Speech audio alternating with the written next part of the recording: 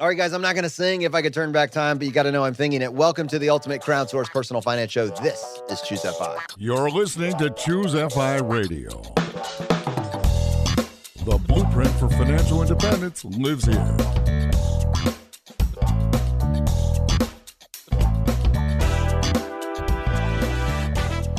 If you're looking to unlock the secrets to financial independence and early retirement, you're in the right place. Stay tuned and join a community of like-minded people who are getting off the hamster wheel and taking control of their lives in the pursuit of financial independence. Choose FI, your home for financial independence online.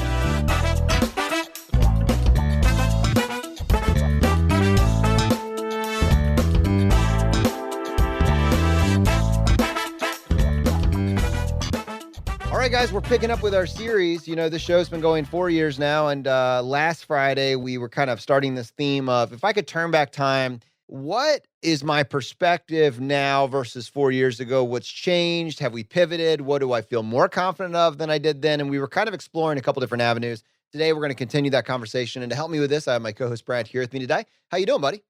Hey, Jonathan, I am doing quite well. Yeah, it's still, when you say that out loud, 4 years, it's hard to believe we've been doing the podcast for 4 years. And so much has stayed the same. So much has changed, obviously. But yeah, turn back time. So speaking of that, totally unrelated, but we'll go with it anyway. So I guess recently I mentioned that I was having a CT scan and I was kind of bemoaning how unbelievably absurd the pricing and insurance is in our country and how it was, even with a diligent effort and calling the hospital, calling the insurance company, I could not find out what I was actually going to pay. I could find out basically what the gross initial price was, but nobody could tell me what the negotiated price was, what I was actually going to have to pay, which is crazy. I don't know of It's any after other. you get the service. After. Yeah. Yes. Only after. You After can you have this no scan. recourse. Yeah, it's crazy. I mean, to think about that, to think about any type of system where that is the case, where they simply, not only do they not want to tell you, but they cannot tell you what the price is. It's ludicrous. You have a group of highly compensated individuals that all really, I mean, genuinely, they're acting in good faith and they want to do what you're asking and tell you the price. And they realize that nothing in their system will allow you to do that. There's no process for giving you the price ahead of time. Yes, absolutely. And right, to your point, there was nothing malicious. The representatives that I spoke with were wonderful. They genuinely wanted to help. Like, they thought they were helping. And that might be the most perverse part about this, is like, they literally didn't even comprehend that, oh, wow, the actual price this person is going to pay is not this bizarro price that I'm quoting him. So anyway, long story short, our community came through. Unfortunately, this is a if I could turn back time situation, and I'll tell you why. But I had a bunch of people, and people are just so genuinely nice. People reached out to our feedback at ChooseFI email and sent me a bunch of different ideas. And actually one of them, and I'm not promoting this because I haven't used this service, but mdsave.com. So MD, like medical doctor, mdsave.com. It appears to be this company that contracts with different health providers throughout the country.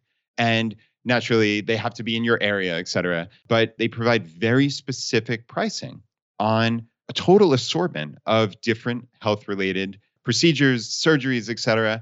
And you pay in advance. So this is very specific. There's no games. There's no nothing. It doesn't go through insurance. So, this is a very niche product, obviously, Jonathan. But what I did was I went to this. I actually had it's called a CPT code. So it's the code of the particular type of procedure that I was having, this CT scan without contrast. And I plugged it in. And unfortunately, there are no providers in our Richmond, Virginia area, but they have out in Charlottesville. So there's, I think, 50 or 60 different providers in the greater Charlottesville area, which is about an hour from me. And I plugged this in, and it looks like the price I could have paid, I'm looking at it now, $289, $255, $297. So there are a bunch of different providers I could have chosen from. And these are like medical systems in Charlottesville. So it's not like fly-by-night organizations, certainly. And I could have paid under $300 and just locked in that certainty. Whereas what I have now is I know my insurance company is being billed $2,083. I could pay anywhere from zero, if it's somehow preventative, up to $2,083. And I could not put a percentage likelihood on any of those dollars in between. So I might pay $2,083 when I could have locked this in for $255. Granted, I would have to have driven an hour each way, which, to save $1,800 is certainly something I would do any day of the week. So yeah, if I could turn back time, I certainly would have looked into this MD Save. And again, with the caveat that I've never used this, et cetera, et cetera. I'm not telling anybody out there to use this, but damn, I sure would have looked into this. I think this is what, here in the United States where we were bemoaning the state of insurance, this is one of the biggest things that everyone wants. We just want price transparency, and we know we're not getting it. We're not getting anything close to it. We're not getting it on the medical side. We're not getting it on the pharmaceutical side. And what your experience is kind of the bar and the standard. And I do love that there's, free market solutions that are stepping up to fill the gap. And then you just need to know about them and publicize them. In the pharmaceutical space, it's happened a little bit faster with the advent of coupon technologies like GoodRx, which everybody should at least consider looking into. It's a free app on your phone, but it basically will give you a discount card that you can, and it'll tell you ahead of time what you're going to pay with this discount card at a pharmacy of your choice. And what you find is exactly the same scenario that you've just laid out with medicine, a medical procedure, Brad. There's the MSRP, the top line price, which is what they say they're sending to your insurance. And then there's what you actually pay. And there's a huge gap in between, but that has nothing to do with what the actual cost of goods sold is and what the actual price that the insurance pays is. It's really more for the consumer's benefit to feel like the insurance company is doing them a favor by giving them some sort of significant discount. If you say a drug is $89, you send it off to your insurance and your copay is $30. You're like, wow, look at my insurance kicking in and helping me out with $50. Conversely, you put it into an app like GoodRx and they tell you, hey, put in this coupon code. And now the pharmacy is just going to charge you $15. And then you do a little compare and contrast. And you're like, well, now I'm just angry. Now I'm just angry. What started out as a favor for my insurance company, the one that you're paying these massive premiums for, is really just price transparency working against you or lack thereof. And you're seeing the exact same thing one-to-one starting to creep in. And again, you have these middlemen. You have payment processors and then you have insurance companies that it is absolutely in their best interest to create a system where the patient does not have price transparency. There's massive money to be pulled off, out of healthcare if you can keep that price transparency from occurring. So I hope that MD Save keeps popping up more and more and that it's legit, because it needs to happen. That part of the system has to crack. There's minimal benefit for all the layers of middlemen that there are in healthcare right now. We're getting money just stolen from us, basically. No, agreed. And that transparency, that's the perfect way to put it. Because, frankly, after all of this talk, we probably spent now 15 minutes on the podcast over the last couple of weeks talking about this scan, but it's not my particular instance, right? Like, even if I have to pay the $2,083, I'm not going broke. So this is not me bemoaning something, but it's a system that is broken. And the long and short of it might be, I might still pay the $300. That might be the negotiated discount. All's well that ends well, but it doesn't take away the fact that this is absurd, right? That if that's the price, make that the price. That should be very obvious. It should be clear to all of us. So, just putting on your pharmacist hat, just to extend this conversation a little bit more. So I don't know if you even still conceptualize yourself as a pharmacist, but obviously, but you are. I'm happy to live that for you just for a few minutes. Yeah, I let my license lapse, it's good to remind people, 4 short years ago, you were a pharmacist in a major national retail chain, right? So that GoodRx, is that something that, putting your pharmacist hat on, should people look into that? Does it cost anything? Are there any other just super quick piece of advice you can give people?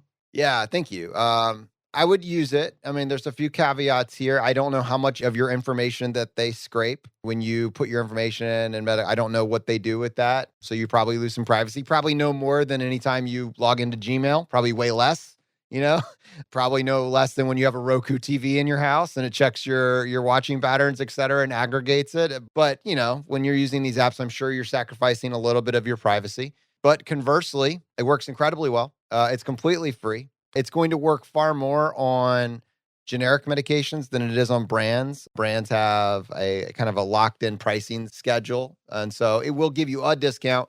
But on generics, the cost of these drugs on many of them, the older ones that you get, like your old cholesterol medicines, your hypertension medicines, they cost pennies. The actual cost of these generic medications are pennies. And the profit per pill is dollars. So there's a lot of room there, a lot of room. And so here's where you kind of have to be careful. Most of us, the way the insurance has been set up, will not hit our deductible. We have high deductible plans. We will not hit our deductible.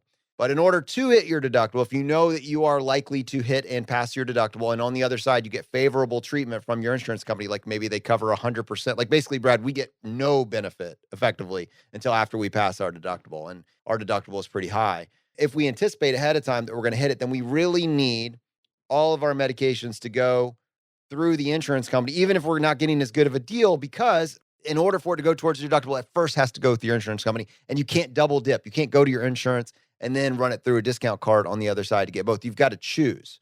So for me, I basically operate each year thinking I'm not even going to come close to the deductible. And if I do, by the time I do, it'll be the end of the year and they'll be resetting. I don't really bake the deductible into my plan. So I'm looking at how can I spend the least out of pocket. So I usually would get a better price going through GoodRx than I would through an insurance card. And then the next layer to add on to this that's important to know is it still qualifies as an HSA related expense. So for those of us that are gaming out our HSAs and are building our war chest there, you still want to track that expense and put it in your Excel sheets because it's still an HSA reimbursable expense. So it's good for that purposes. And you can use it. I think you can use it on pet meds too, by the way. It's pretty ambiguous on how it works. So I had my dog had to get on a steroid. Market price on the steroid was like $40 and just rolled in the coupon. And I ended up spending $5.66. Real savings every time. Like GoodRx, look it up on your app store. It's for most of us, most people that don't bump up against that deductible, it will save you a lot of money. Not going to save you as much on insulin right now. Probably not going to save you as much. EpiPen might save you something. But, for these pills where there's massive markup, they're generics. Yes, all day long. Cool. Yeah, that's great advice with the interplay of the deductible, right? So many of us need to consider that. As you said, you're not going to get even close. I'm not going to get close. So therefore, we want to find the best price we can. But for people who are getting benefit where they've reached that deductible and maybe they pay 0% after, then that's a totally separate situation. So that, and then the interplay with the HSA as well. So yeah, really good advice, Jonathan. Thank you. All right, so picking up where we left off, it was a couple weeks ago doing the Turn Back Time episode, and we will have that. Brad, what was that episode number for people that want to reference it? Yeah, Jonathan, that was 291, so it was 2 weeks ago. Awesome. So we'll have that linked in the show notes, or you can just go to choosefi.com/291. I thought we could pick up today with the emergency fund, and the reason that I wanted to start here is that the emergency fund it's a part of every financial plan. It's mentioned in every system, whether you found out about this concept from Dave Ramsey or Susie Orman, or, you've listened to our podcast or any personal finance podcast ever. At some point, as some part of a financial plan, it mentions the emergency fund. And I would say probably the kind of the standard that I've heard is an emergency fund looks like 3 months worth of expenses. And maybe the fully funded emergency fund is 3 to 6 months of expenses. And we've pushed back on this a couple times, not in a super aggressive way. It's a more nuanced pushback with Big Earn talking about, do you really need an emergency fund? And the idea is, yes, we obviously need to be ready for emergencies, but what does that actually need to look like? And what are we protecting ourselves against? And I thought today we could kind of go back to that conversation a little bit, and I could add in some thoughts that I've had and kind of how my position on it has changed maybe slightly over the years, and kind of how people should be tailoring the idea of an emergency fund to their own personal situation. So what do you think about this idea, Brad? Turn Back Time, the emergency fund edition. Yeah, it's an interesting one for sure. And this is one, I agree. This is something I have completely thought differently about. I guess really since we had Big Earn on, it was way back in episode 66. So I think we entitled it The Emergency Fund. Is it a bad idea? So that's say 65. So I'm glad you got it. But that's a good episode. People should listen to that. That was an amazing episode. So yeah, maybe a little sensational there with, is it a bad idea? So, first, like you said, it's very important that people understand we're not saying don't save money, right? I mean, that is the backbone of what we talk about at Chooseify. The entire path to financial independence is about saving money. So nothing you're going to hear from this point forward has anything to do with we don't want you to save money, or that you will not have a net worth of 3 to 6 months of your expenses or dramatically higher, right? All of those things you're going to be saving every month. You're going to be putting money away. It's just, I think, Jonathan, really how I'm thinking about it is the emergency fund, as most personal finance experts conceptualize it, as just money sitting around doing nothing, waiting for some calamity. That's what we've thought differently about. Yeah. I think what Big Earn really pushed back on is, at what point do we actually start investing? Let's be clear. Your path to build wealth is through investing. If you're just putting money in your coffee can, you are losing purchasing power just due to natural inflation that happens year after year. You're never getting to the point where your money is earning money for you. But there is a balancing act here, because especially when people are digging themselves out of debt or just starting to put themselves on a fiscally responsible path to building wealth, Murphy pushes back at you. Like, you're a lot more susceptible to what can go wrong, will go wrong. And your need for an emergency fund changes over time. So there has to be a balance here. But I think what an emergency fund means to you now, Brad, at your stage in the game, is a lot different than what it meant to like 19-year-old Brad or 24-year-old Jonathan. Like, that's just the role that an emergency fund takes in your life is different the farther down this path that you actually go. Yeah, no, that's fair. So right at the beginning, when someone finds financial independence or they're just getting started in their financial life, I would make the argument that having money saved up, maybe if you've never had money saved up or you've had debt, there is psychological satisfaction in having that money put aside in a safe place, and you've gotten there, right? Like, you've reached that first checkpoint when you have those couple of months saved up. And I get that from a psychological perspective. But from, like you're talking about, when you've been following the path to five for 5, 10, in my case, 15 plus years, there are very few things that constitute a true emergency that I need tens of thousands of dollars just sitting on the sidelines doing nothing for, right? I think there's a huge opportunity cost to having that money sitting there doing nothing. So opportunity cost is, what could I be doing with that money otherwise, right? So I could have had it invested in the stock market. I could have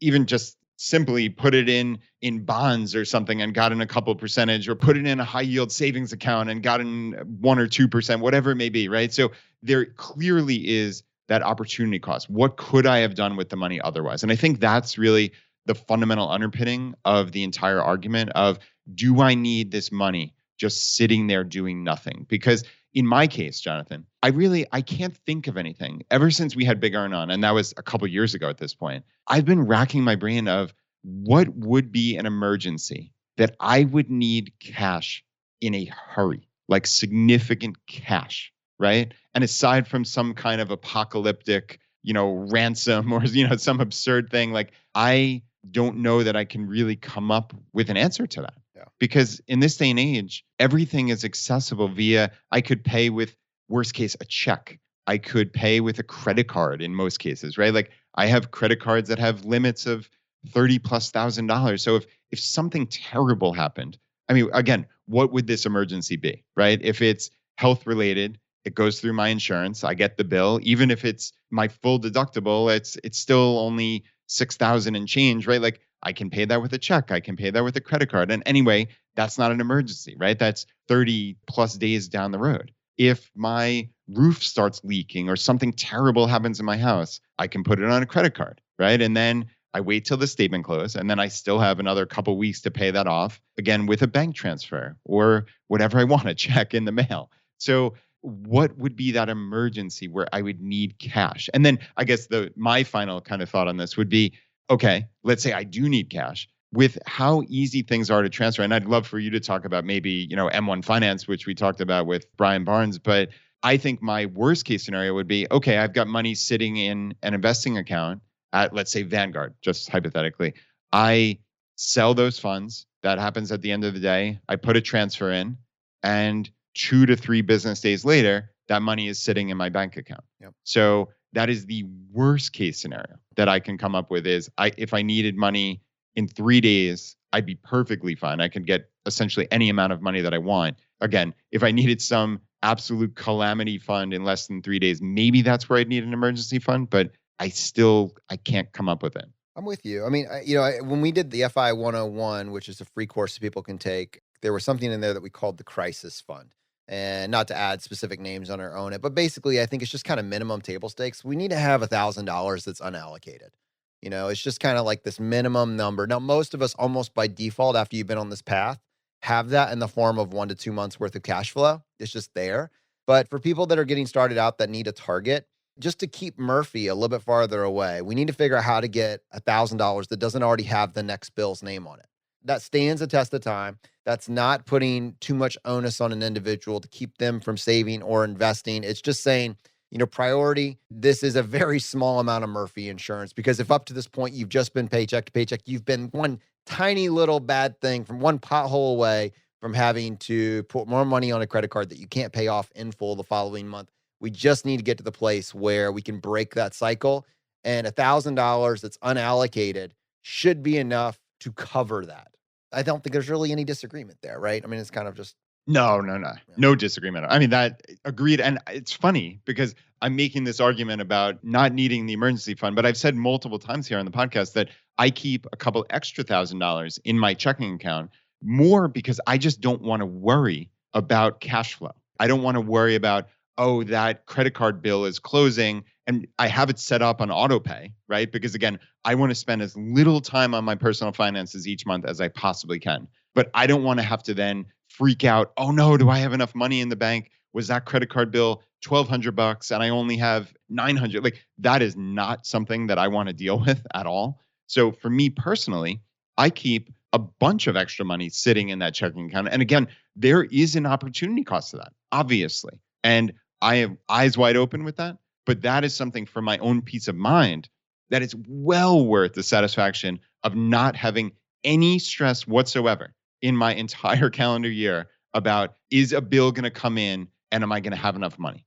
And I think part of it is also, you can relax this a little bit the farther you get down your path. None of these rules are as hard or as fixed the farther you get on this path. For me, I really want to keep almost as little possible in cash as possible. So for me, it ends up looking like somewhere between 1 to 1.5 to 2 months worth of expenses. Certainly kind of 1 month's worth of expenses is kind of the floor, because I, again, don't want to have any cash issues. 1.5 gives me a little leeway. And then at various points in time, it could creep up to a couple months of expenses. But I am proactively saving first and then spending the rest, right? So it's kind of, I wouldn't necessarily say that I'm an anti-budgeter. Rather, I just over time know how much my life costs. And when I get paid, I try to get that money out of my possession as quickly as possible and get it invested as quickly as possible. And this is where, turning back time, 4 years ago, I wasn't quite as clear on this. And I was still trying to figure out, well, does an emergency fund, does it have to be cash? Do I have an extra bank account?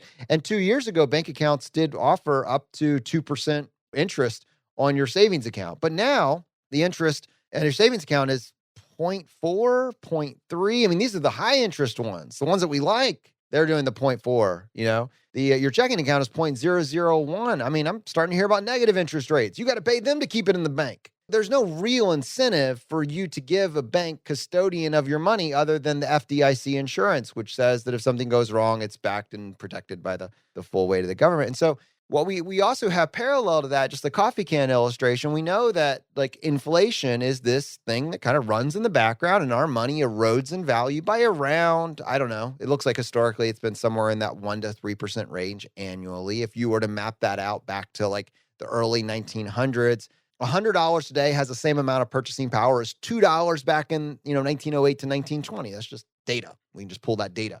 And so we know that like having 6 months a year when we're actively trying to build wealth and we're not investing until we get that amount, it feels mathematically, it's a mathematical hurdle. It's a significant mathematical hurdle. But there is a case where we might need liquidity. And is there a way that we could get the best of both worlds? So we could get our money working for us. We could have something that acts as some form of a hedge against even this low level inflation.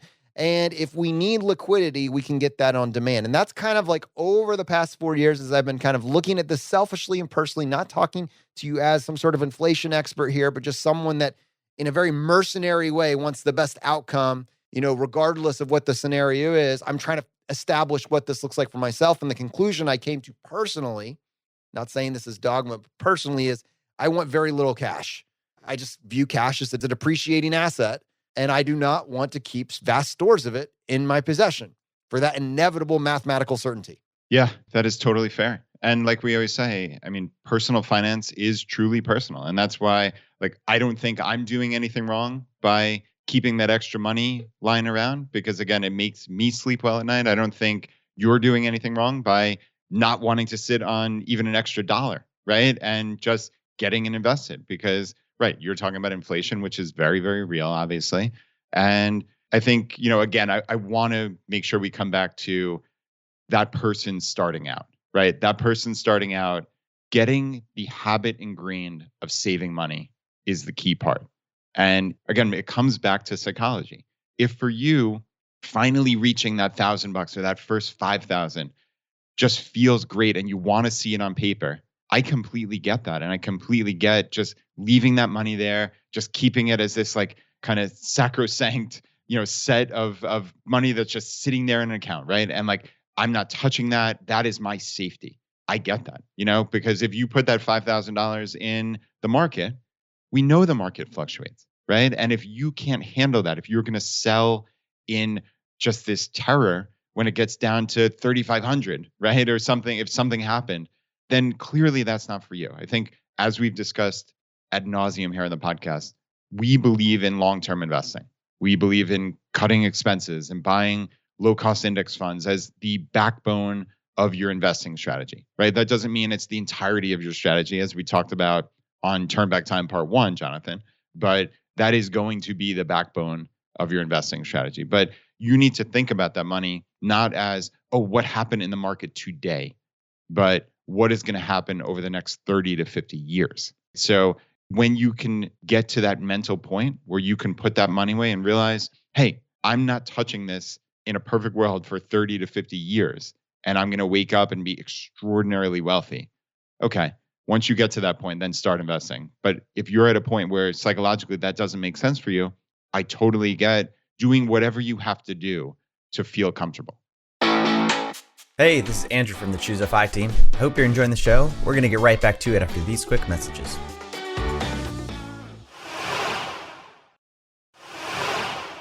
We're going to kind of do this emergency fund at various stages, but for people getting started out, it is get started. Understand what your plan is when Murphy hits. Find that balance point that allows you to start building these positive habits, to start allowing you to see what happens when your money starts earning money for you, and build some safety rails around that. And so for me, the answer here was getting as much money working for me as possible, as quickly as possible, while understanding that, hey, I'm still susceptible to flat tires and broken dryers and all these other things. And if I am living in a situation where I'm not able to pay my credit card balance off each and every month entirely and in full, that means that I don't care if you're getting 5% in the market this year or 10% in the market this year, you're paying 30% to maintain that minimum balance on your credit card. You're losing this game. We have to build good habits to get the credit card debt out of the way, to not carry credit card debt, and to not need to tap that emergency fund. So it's, there is a balancing act. But to your point, Brad, for many people in our audience, they are now, and obviously caveat this because we realize we're talking to different people at different stages. For individuals that are trying to get out of debt, we've dedicated whole episodes to that. At the end, I'll try to come back and give you a couple where we talked about specific strategies to pay that off, because your emergency fund, while you're paying off debt, is going to look different to someone that is maybe, even where I am on my path to FI, and Brad, certainly where you on your path to FI. You mentioned earlier, the zombie apocalypse. Well, let's just talk about this past March. This past March, we had, I would say, objectively for anybody in this audience, we had a black swan event. Did an emergency fund, was it a factor for you? Did it change your I guess just kind of, because I know what your situation is, what it meant for you personally, but still, I bet you thought about the value of your emergency fund more during March of this past year than you did the prior November. Yeah, that's interesting. I mean, I certainly thought more about my net worth and where I was financially than I would have prior to that. So I think it's kind of part and parcel of the same line of reasoning. So I think your line of reasoning is correct. But yeah, I guess I was happy certainly that I had that extra cash lying around. But again, I don't conceptualize that as an emergency fund. I conceptualize that as, okay, this is my no stress. I don't have to worry about cash flow. But yeah, certainly at that point, I was happy that I had that money. Obviously businesses are going out of business. Things are not doing well. If I can't rely on income from businesses, then I have to rely on obviously cash from my net worth. And you never want to sell investments in a perfect world when things have dropped 30+%. So that definitely unquestionably helped me, but I kind of fell backwards into it, if you will, because again, it wasn't this emergency fund. But I guess, yes, in that situation, a true emergency fund would have been advantageous. But I think that is that black swan event that I really could not have accounted for. So I guess I'm kind of equivocating here, Jonathan, in between, but I think it certainly helped me. And to your question, to your actual question, I did think much more about it than I previously had. You know, you didn't necessarily use the exact words I was going to use, but I think you actually said something that's pretty profound there. At your stage in the game, which is someone that's reached financial independence, when it hit the fan, you didn't actually think about your emergency fund. What you thought about was your net worth. Now, if I could put words in your mouth, and I'd love to have you actually sit on this because it's actually where I was going. To me, what that means is, did my net worth maintain its value? The way that I have my investments allocated, did it act as a store of value? Did I see my net worth go down? Did I see my net worth go up when all of this happened? You know, what was my relative net worth next to the economic chaos that was happening all around us? Store of value is kind of where I was going with this, because at some point you stop thinking about the small emergencies and you start thinking about, what is my relative health, economic health, actual health, otherwise? You know, how am I doing when there's chaos in the streets? Store of value. So this is actually, even for me, who's not as far on my path to FI as you are, this is increasingly where my mentality has gone over the last year. My net worth is acting as a store of value. Am I doing what I can with the assets that I have at my disposal to make sure that I am more valuable, you know, this year and next year with all the changing landscape, the changing rules? And one of the concerns that I had, again, about sitting on tons of cash, because this actually could be something that a lot of people in our audience, you know, have potentially, especially more conservative, and you specifically. So this is a conversation between me and you. It's a real conversation. It's something that's not definitively answered and I'm not an expert on, but it's something that weighs on me. And for the purposes of just having the conversation and allowing other people to do the research, I'd love for you to just, you know, entertain this with me for a little bit. We talked about inflation, and I don't know, I'm not an economist, but it seems to me that the one thing that worries me very much is my cash a great store of value? Is it a great store of value? We just said that in 1908, and this is proven, I don't think any economist would disagree with me, $100 has the same purchasing power as $2 in the early 1900s. It's lost 98% of its store of value. We also know, also a fact, that over the last, 12 to 24 months, 25% of all the currency that's ever existed in the United States was printed. So if you had $100, that $100 would have the same purchasing power as $75. Now, that to me weighs with me. Now, I don't know exactly how that maps out, and I don't pretend to know exactly how inflation will handle itself, but it seems to me the most terrifying aspect, the thing that you can't control, is if all of your assets are in something that is a depreciating store of value. Now, that's not the case when you own the market, when you own businesses, when you own the economy. You have something that increases with inflation, right? Like you actually do own something that is a producer of value. That's a good thing. But when you have a lot in cash, tons in cash, my concern was the thing that terrifies me the most is that you mentioned it earlier, the apocalypse, the zombie apocalypse. And if a zombie apocalypse were to happen, it seems to me that confidence in currency would be something that would go along with it. Now, this is just a thesis. It's a theory. It's something that's been sitting with me for the last year. And with that in mind, I feel like it's not good enough just to hold the line on having as much cash as I did the day before.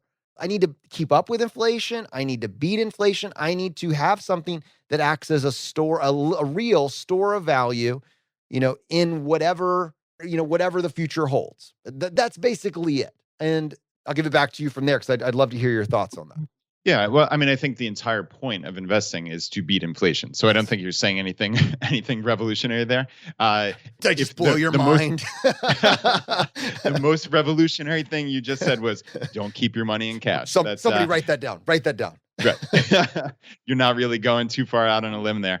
Yeah, I mean, I think this is something that is beyond both of our capabilities of really understanding other than just arm sharing. I think I would love to bring in Big Earn. I'd love to bring in Frank, who we had on in episode 194. I know he's always answering questions in their Facebook group when people have the inevitable inflation is going to get to us all. He always has an intelligent answer, as you would not be surprised. I think the one thing you said that it doesn't ring true to me, it does on like when you initially said it, I'm like, oh, conceptually, the $100, It now has the purchasing power of 75. Like that doesn't ring true to me just in my like day-to-day life. So like while I understand what you're saying about additional money existing, that doesn't ring true as like factual based on what I'm seeing, but I understand your point.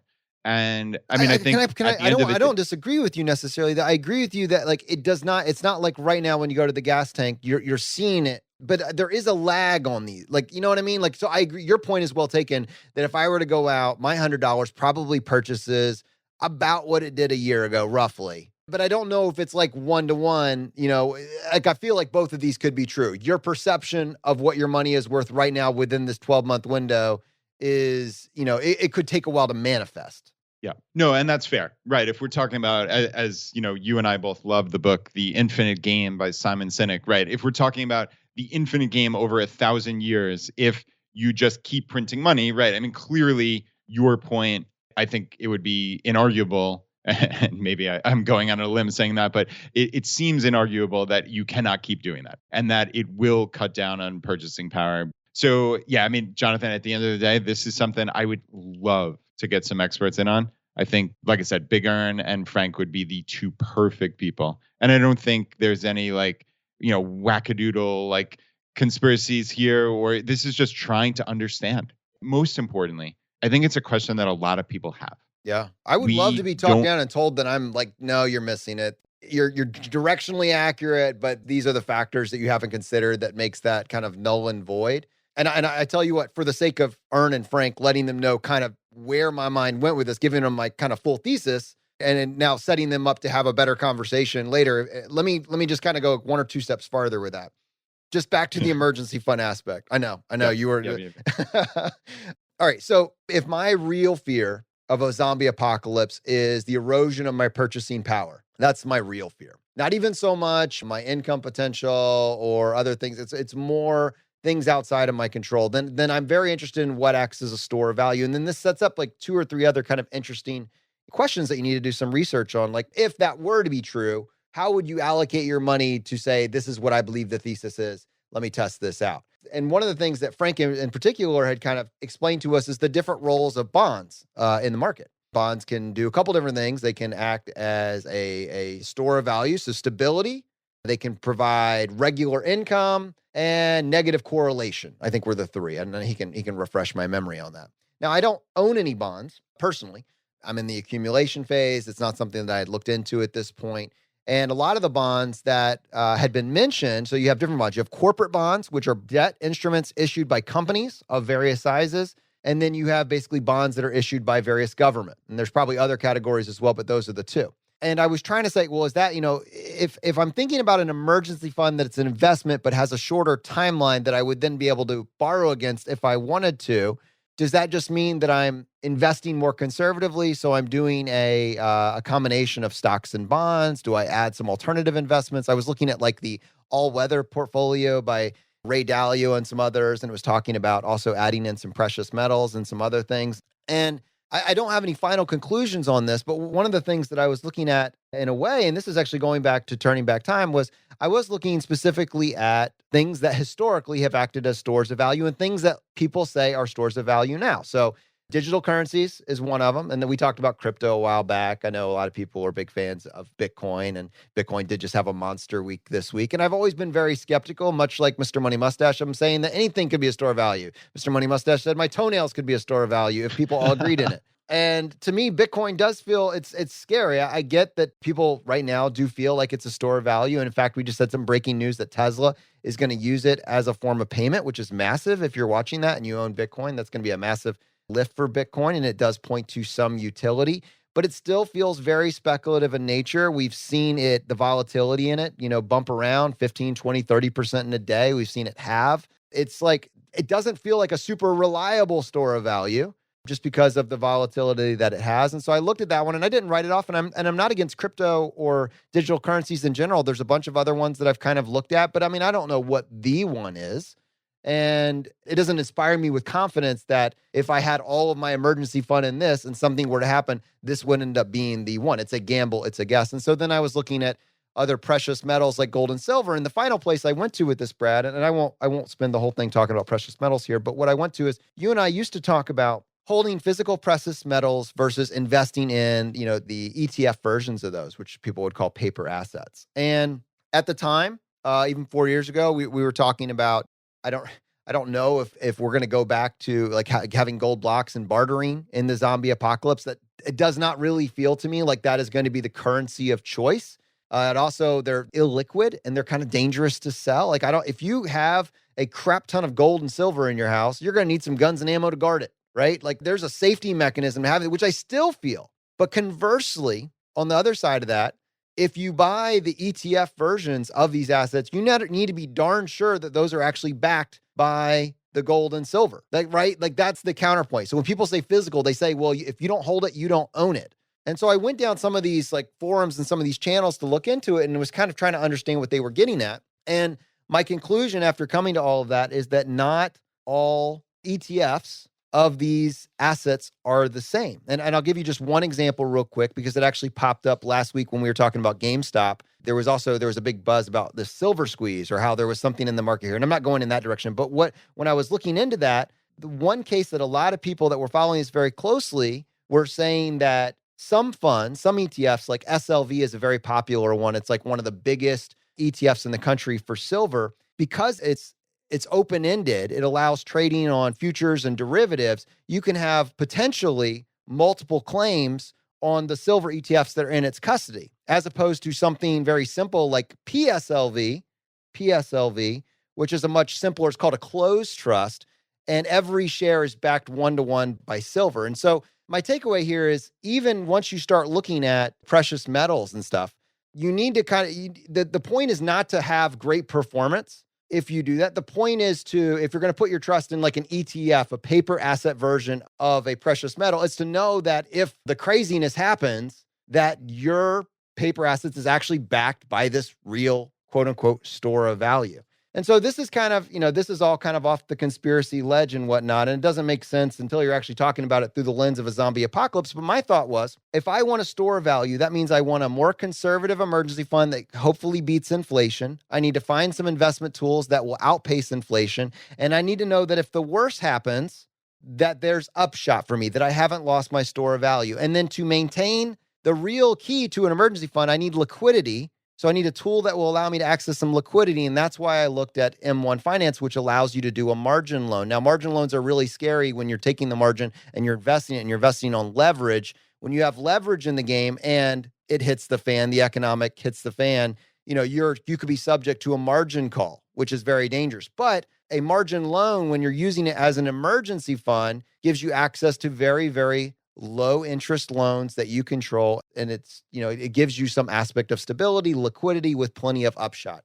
So as I've put together my emergency fund, what I've been looking at is a more conservative portfolio that contains some allocation to precious metals. And the precious metal ETFs I picked were ones that in the quote unquote gold bug and silver bug communities that they rank as, hey, well, you got to have physical number one, because if you don't hold it, you own it. But then number two, but if you got to go paper, if you got to go ETFs, then pick one where you don't have shorts and futures and all sorts of other craziness happening on it. And that to me, it was like, all right, it may not be perfect. It may not be the end all be all, but it feels like it could be a decent hedge against a zombie apocalypse. And it feels like I could access the liquidity on, a moment's notice using, M1 Finance. And effectively, I have an incentive to save more because you can borrow, I think, up to 30% of what you put in.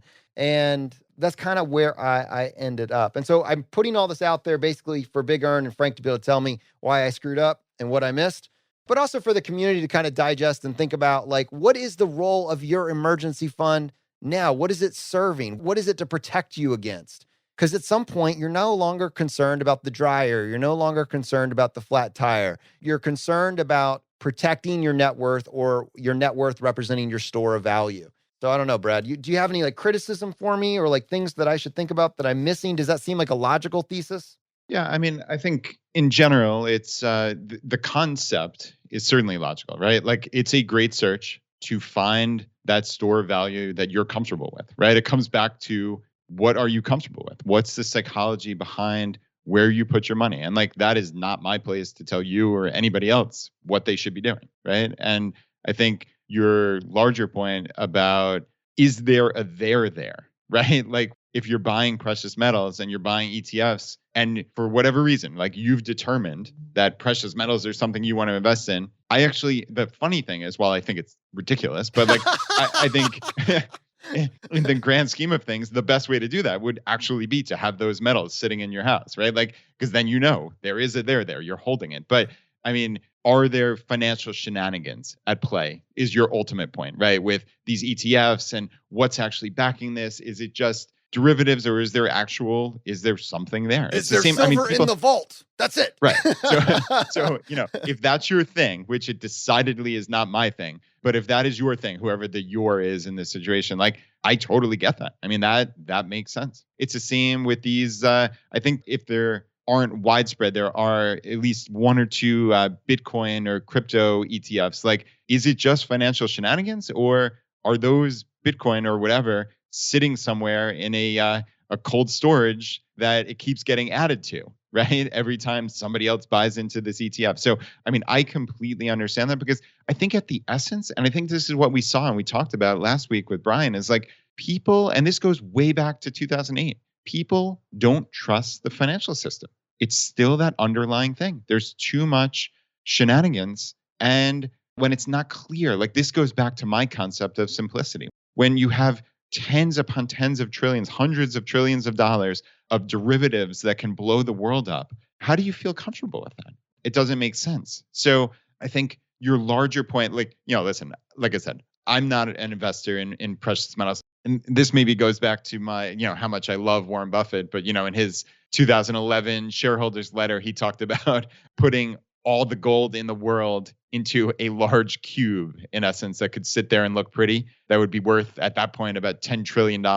Or you could have all the U.S. cropland in the entire country, plus the output of 16 ExxonMobils, producing, tens upon tens of billions of dollars of actual income every year. So for me, like my store of value, I think if I was conceptualizing, it's what can I find that's a business that is producing some type of income? And could it be rental real estate? I mean, you could make a case that a diversified rental real estate portfolio is a store of value, right? You're putting money in. If you don't have mortgages, so you can't, lose everything. If you're mortgaged to the hilt, something bad could happen in this apocalypse. But if you're free and clear on these things, yeah, you might have a little more vacancy, or even a lot more vacancy than normal. But man, that entire portfolio is going to produce income. It's just going to. And that to me feels better than just the vagaries of, oh, is this asset going to go up and down? Is Bitcoin going to be worth $48,000 today or $16,000? Is this ounce of gold that sits there and looks pretty and, like you said, maybe does some fillings and some other ancillary thing, is that worth X hundreds of dollars per ounce or X thousands of dollars per ounce? Like, I have no impact on that. So like that to me and my own psychology, like that doesn't feel like a store of value. It feels like something completely arbitrary. So that's how I think about it. I think it's huge. I think it's what you said, like 5 or 6 things there were so profound. I hope people latched onto that. And I wanted to highlight a couple of them just for people. Like, if we think that Wall Street is full of shenanigans, to use your word, very scientific word there, then the best way to win is to not play the game. But not play the game is then put your money in the coffee can, but not give them the ability to manipulate these individual stocks up and down, where you're always losing. Whereas by, the J.L. Collins method, the index fund investing, we just buy them all and we ignore the noise. I mean, really, we're taking chips off the table for them to manipulate while still getting the upward trend of the market. There's something incredibly profound there. To my very kind of smaller basket over here, this Zombie Apocalypse Emergency Fund, it was actually one of the things that had me looking, and again, not to get too into the weeds here, but just specifically since you mentioned it and Warren Buffett as well, looking at silver is actually the utility.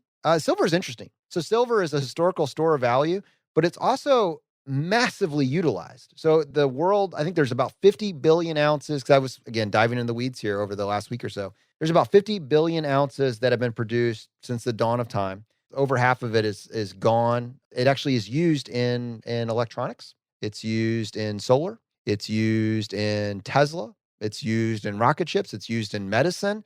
There are tiny amounts that are used by the industry. So about 1 billion ounces a year are mined.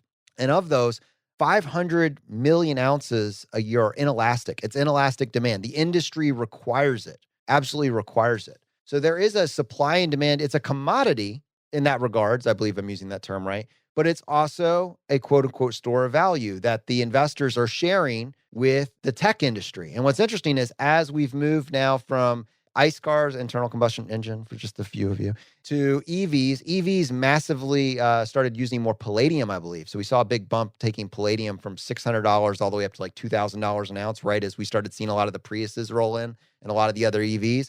But now that we're moving to, I'm sorry, I said that slightly wrong. Palladium, as we started seeing more hybrid cars like Priuses, they started using a lot more palladium. And we saw a massive spike in supply and demand in palladium. And now, as we're seeing a massive increase in the adoption of EV and solar, we're seeing a similar crunch for the need for silver. And so, not that that's the end all be all there, but the demand is expected to 5x over the next, several years just due to the trends in the market. I mean, I think all of us, my next car will be a EV. The next time if I ever buy a new car again, at some point in the future, it's going to be an EV car. I'm going to wait until that thing, 2 or 3 adoptions have happened, and then it's going to eventually be an EV. And I think a lot of people are starting to recognize that that is what's going to happen. And if that's the case, if all the cars are now replaced by EV cars, silver is it's used massively in that industry. So we have an increasing demand, and we have something that's also acting as a store of value. So anyways, nothing extra to be added there, but ultimately, I agree with Buffett and I agree with the thesis. And it's why a lot of what we talk about is like not playing Wall Street's game. Buy them all, have confidence in the market. When it goes up, be excited about your returns. When it goes down, which we can't predict, be excited that you're able to buy more on sale. And what J.L. Collins said, enjoy the selection, what is it? The self-selecting nature of these funds that as companies become less profitable, you start to own less of them. And your money is going into funds that are becoming more profitable, capturing them the entire way. You don't have to play the game. And then if you can understand that there is a difference, though, between, what your investment strategy is and then what your emergency fund is, really think about what the role of that emergency fund is and how it graduates over time, how it starts with you trying to keep Murphy away from your house.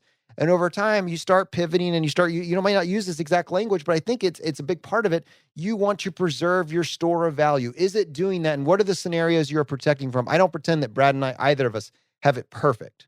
Like it's not it. We're not but the thesis that we're following is one that's hedging us potentially against that. So Brad has diversified out even more than I have into real estate. People need places to live. It's a couple properties, right? And that's bringing in a source of steady income that isn't relying on what the market is doing. I'm rolling this thesis out that says that if confidence continues to erode and something were to go down, maybe more confidence is placed in the utility plus the demand of some of these precious metals. And if that's the case, all I really need to do, I don't really care about the performance in the short term. I just need to make sure that if it goes down, that there's actually silver in those vaults because I don't want to own it all in my home. That's it. And so, again, do your own research, but I think it is worth analyzing what is the role of your emergency fund at this particular point in your path to financial independence. And then from there, you just make the best decisions you can going forward. Brad, final thoughts to you, man.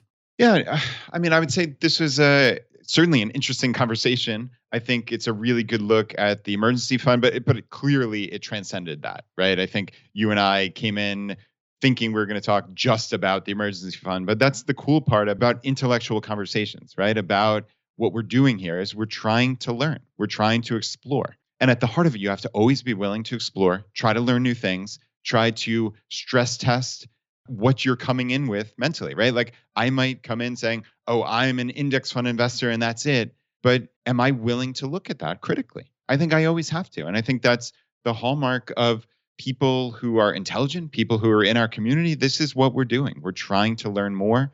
There are no sacred cows. We're just trying to do the best we can, understanding the rules of the game and the landscape as the world changes, stays the same, whatever, as it moves forward, right?